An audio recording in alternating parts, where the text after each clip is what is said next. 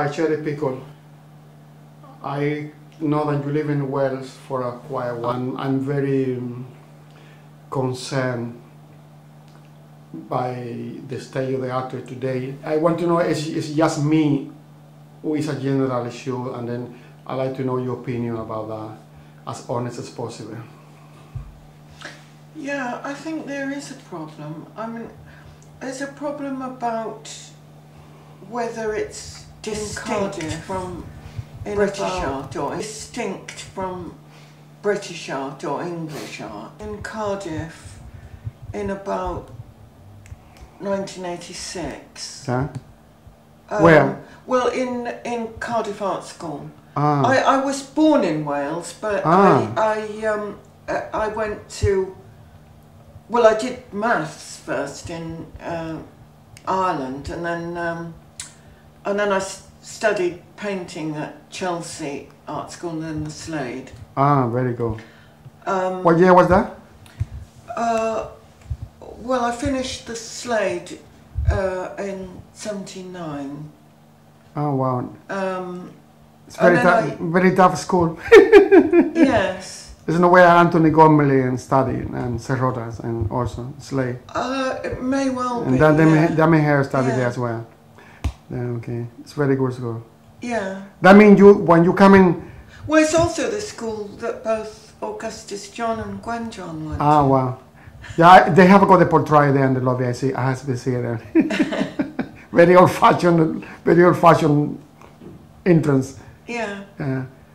But they are very. The time I went to visit, they were very into art. That means you come in with a very strong, I guess, like a easel painting background, academic stuff, and contemporary. Yes. Yeah. Well, yeah. I mean, I don't think actually it's as academic as art schools are now, where everyone's working at a computer.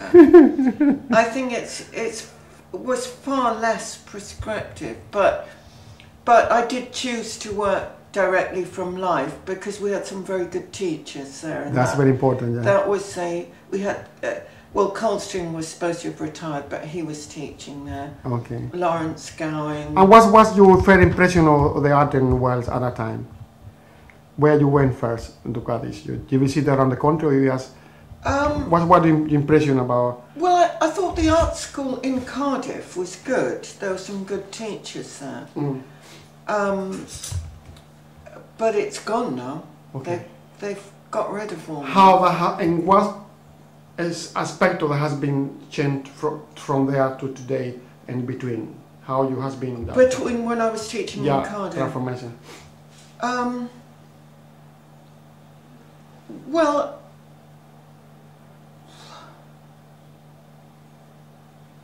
I mean, I think there's always been people in the art establishment in Wales, even before I came there. Yeah, but you know, there's no what I see is not necessarily, you know, we have art family, grupo, and cartel, and everywhere. Yeah. But my preoccupation is just past that point. My preoccupation is to do how, probably it's very difficult to grasp for a person who is not like me, who are a foreigner. For example, I am very familiar with how the art has been funded in Russia. During the Lenin, I know what Lenin saw about the art, Maximo Gorky, I know how the art has been funded with Stalin and so on, and I know what happened in China, with Mao Zedong, everybody know that, but I wasn't in a system similar in Cuba. I know what happened with the revolution before, when Castro, how the art go funding specific and directed to be driven in one specific direction. Yes. All the prices right, and then you want to be part of the system, and you have to be into the system. The art in Cuba, they did left. And also I'm very familiar what happened with the civil rights, no, and the freedom movement with the black people in the United States, because we are very close. Oh yeah. And you know, United States, the first general for the army, black general, as it was called, Montgomery, something like that, I can't remember, was 50 years after we have got our first general, Antonio Maceo. That means I am familiar how the state could drive the art intellectual community, and I see some kind of you can shoot some kind of rising or that kind of awful, ugly way where the state is trying to will the view of what the art should be all about. Yes. And Wales is a young country, as for me, cultural, spiritual, economical, and as the danger I see, who is quite familiar to the system I grew where Castro, all the prices, they are almost too close into the same bed with the Communism Party line.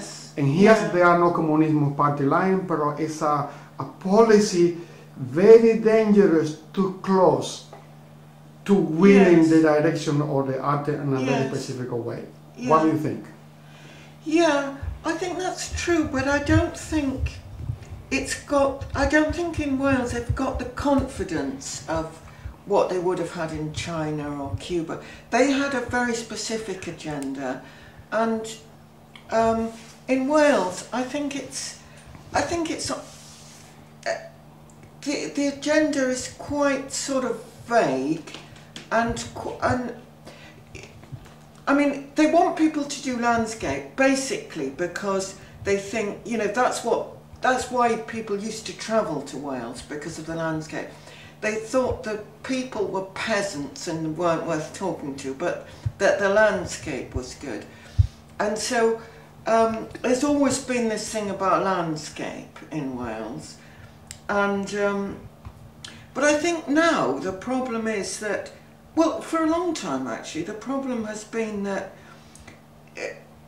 people send missionaries into Wales to show us what we should be doing. You know, that we should be doing, I don't know, videos and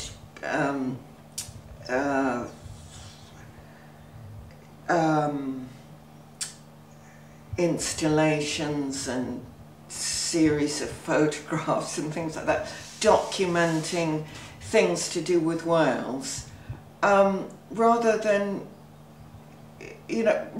seeing what you've got and Wales promoting that. They're prescriptive about what they want to be good in Wales. I take the example of the Artis Mundi competition.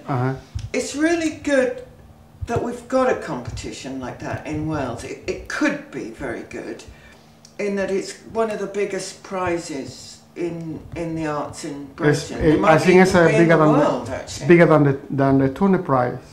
Yes. The Tune Prize is for British-based artists. The price about 20,000, and the Wales is double the price, 40,000, and it's global. Yes, yeah. But I think the problem with it is, you know, it sounds good that it's for everybody in every country and every kind of art, but it's not a good exhibition normally, and nobody takes any notice of it. You know, nobody outside Wales. Do you believe it? It's a little blurring the line between being a social, cultural, diplomatic issue, or it's a national identity. You see where the line, where is the line in between to having a prize? People say, oh, Wales is a country the size of Crete and the Moon, they already comparing Wales, or it's something in the size of Wales. Yeah. And then for Wales to have a prize bigger than the biggest gallery in Europe, who is the Tate Gallery, you know, the Tate Modern, for artists who live in any piece or corner of the planet, sound a little bit ambitious for me. I mean, we are an island, independent island, and we have a Latin American prize for Latin American art and literature, but because it's a political issue, we don't confuse one with the other. And then it's targeted to promote the communism, and it's specific to target to the rest of Latin America. But the Bienal de Arte in Cuba is to see how Cuba could express itself around the planet, and people coming to Cuba because they want to see like a carnival. You go to Brazil, but we don't have a price in Cuba who is like for the whole planet, because it's not who we are. And then I seen a blurring of the line in between political policy, and cultural issue of identity issue. And then do you believe that it's probably that the interference with good intention is too much interference for political authorities on the funding to direct wealth into some kind of specific position in the world, in the planet? What do you think? What do I think that's what it's trying to do? Well, I don't know. I think, good intention. You know, like, like it seems like a good idea, you know, if you don't think about it much. Yeah. But then when you think that, you know, it's the whole world and it's all kinds of visual art, you know, who's going to choose that? And is it, you know, like it depends a lot who you get to choose it. But also, I agree with you, it's far too big.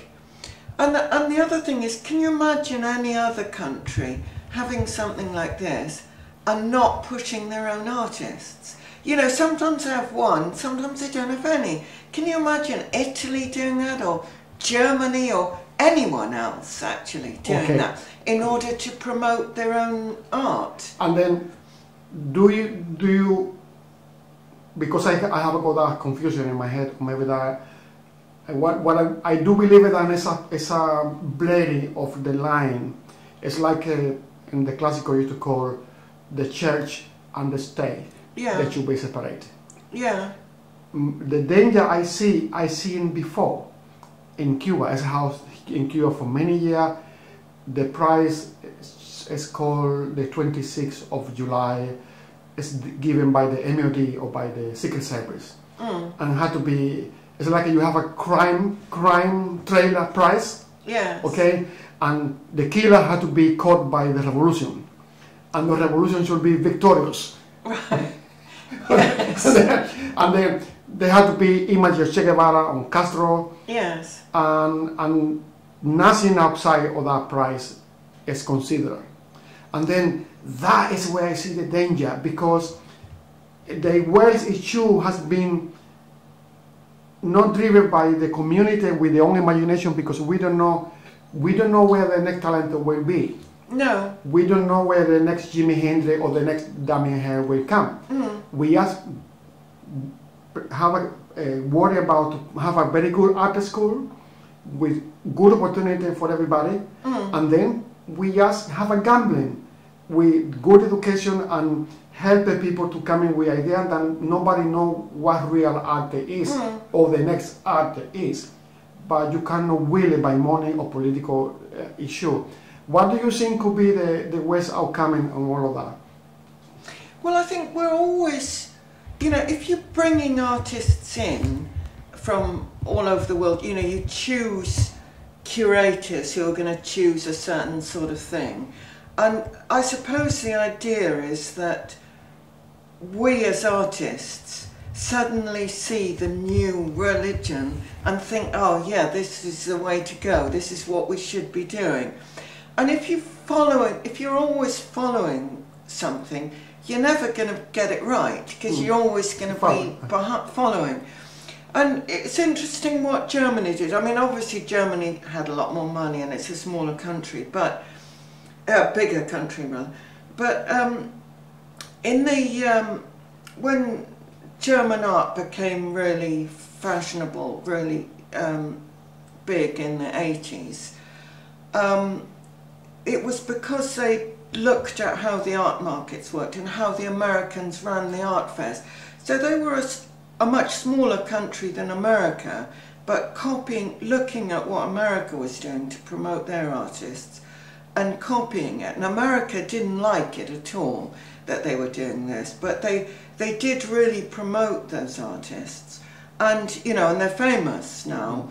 But that the kind of work they were doing, that's sort of like very expressionist, was thought a few years earlier to be very kind of naff, because the American painting was then all very cool, abstract, minimalism and all that sort of thing. And if the Germans had followed that, rather than what they wanted to do, they would have just been second-rate Americans. But the German market focused on what the art was that was actually going on in Germany instead. And that's what, you know, Wales ought to have the confidence to do. See what the strengths are, not what they want them to be. Okay. Do you see them? Well, they've obviously got a limited amount of money because of being a small country. But I think the key is to promoting what they've got. And rather than getting all these artists in from all over the world, chosen by a few curators, who select, although they're all over the world, they select them from Brooklyn and Spitalfields. No, Spitalfield is everywhere, Japan, Africa. Yeah, but they're all people who divide their time between somewhere in the middle of Africa and Brooklyn. And so these curators, they don't actually go into the middle of nowhere to find them. They're just, you know, they're just promoting their own artists, really. Which, you know, you would expect them to do, but that's what Wales should be doing. And, you know, they could, for example, with the Artis Mundi Prize, they could, I mean, they have to narrow it down, I think. They could do it, like, for painting 1 year, sculpture another year, video another year, or something like that, to make it so that you can actually compare the things better. Or they could narrow it down to fewer countries, but I think it's better to have something that's just a very specific category of visual art. I do believe that one of the issues because in Cuba the whole stage, the art is funded by the state. Of course, they have the right to select what they want. But you see, with the economic crisis, it's going to be a problem because you mentioned that you have to send a few art office to say so. Chosen by who? We don't know who. Yeah, well, yes, that's and that's it's a issue transparency. Who's going to select the artist? Yes. Where are they coming from? Where they started? Who pay for that? And then I believe that the price will be 40,000. You say 40,000.